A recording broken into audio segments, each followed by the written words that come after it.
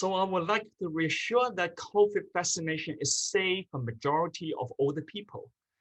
There are only very few conditions that make an elderly not a suitable candidate for receiving the vaccination. This includes those who have known severe allergy to past vaccination, such as a flu vaccine.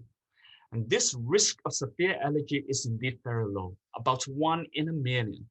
And if you have such an allergy, you should seek advice from your doctor or an allergy specialist before receiving COVID vaccination. Other conditions include that you are having acute medical problems such as a chest infection, and you should receive a COVID vaccination only after you recover from this illness. Or if you suffer from a recent severe disease such as a stroke or heart attack, best to defer vaccination 3 months after such events. And if you have underlying medical problems that are poorly controlled, requiring rapid change or escalation of medication, it would be best to receive COVID vaccination when your underlying medical conditions have been stabilized. As for the checklist after vaccination, it's the same for younger people. And the good news for older people is that they will have less side effects than younger people. And common side effects include fever, fatigue, or headache, and older people are less likely to develop such side effects. And it will go away in a day or two. So we usually advise people not to arrange important commitments the day after vaccination, especially after the second dose. And it would be good if you can have some paracetamol or Panadol at home, just in case you develop fever afterwards. The vaccination does have a very rare side effect, which we call Bell's palsy. Bell's palsy is a facial weakness affecting one side of the face. It occurs in 1 to 3 in every 100,000 of vaccinated people. It may occur on a day or few weeks after vaccination. And the good news is more than 90% of individuals with Bell's palsy will have complete recovery. Although you need to seek medical attention as soon as possible within the first 3 days of the facial weakness occur, because a course of steroid will enhance full recovery of this facial weakness.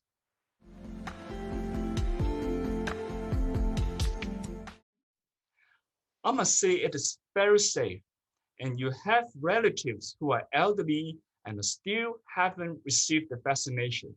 You should encourage them to take it as soon as possible. And I'm a member of the Expert Committee on Clinical Events Assessment following COVID immunization in Hong Kong. I reviewed all the autopsy reports of the deaths following COVID vaccination, and we found that none of the deaths were due to the vaccination, nor were these events precipitated by the vaccination, as we did not observe an increase in incidence in deaths among older people who received vaccination compared to the same period in previous years. Well, I actually advise all my older relatives and almost all my older patients to receive the COVID vaccination.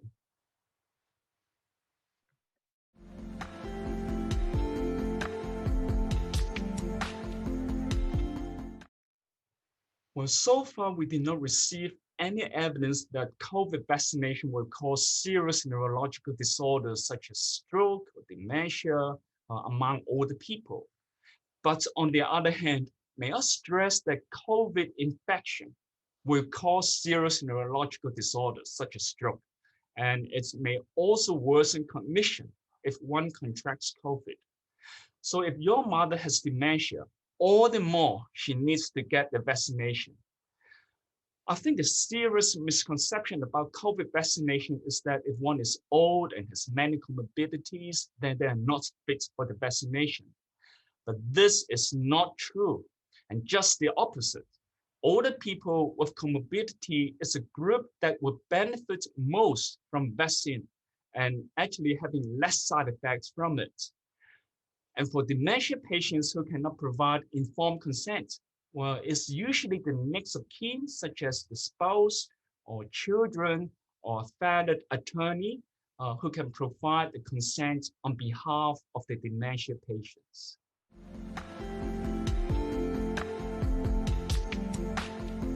Well, first, I understand that fear of vaccination.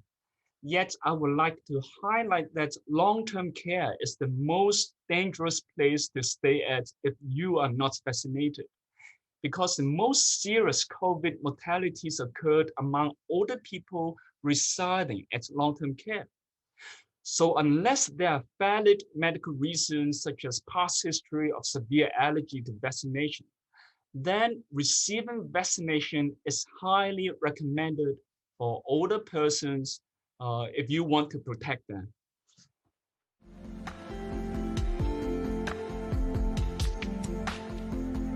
Well, since older people is the most vulnerable group, older people should take all the precautions needed to avoid getting infected. This includes wearing masks, wash hands, or physical distancing. But on the other hand, we observe that many older people, because of their fear of getting infected and this need of physical distancing, they had reduced the usual activities a lot, such as reduce doing exercise, reduce engaging in social recreation, such as playing mahjong, less. This led to a decline in their physical and mental health. So we must also strike a balance. And our neurology team, along with Hong Kong elite athletes, had actually produced a series of videos showing how older people can do different kinds of exercise at home so that they can maintain a good physical and mental health amid the COVID pandemic. And also, I would like to encourage the younger people to show more concerns and care for older people amid the pandemic.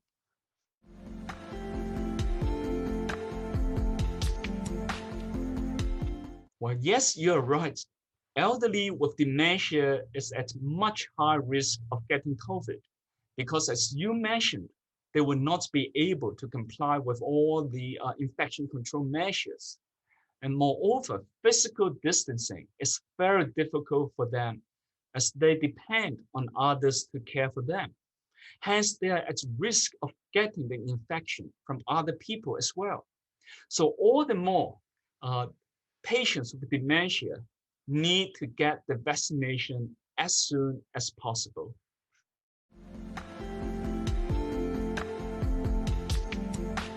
You raised a very important point. As I mentioned before, older people are at much higher risk of death associated with COVID.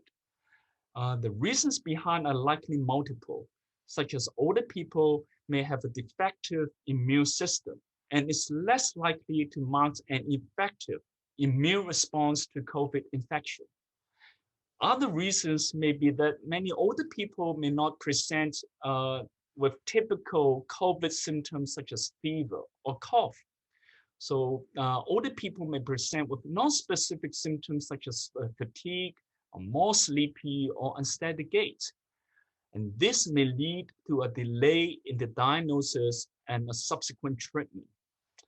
And last, they are more likely to have other comorbidities such as a stroke or dementia, diabetes, which further increase the likelihood of death.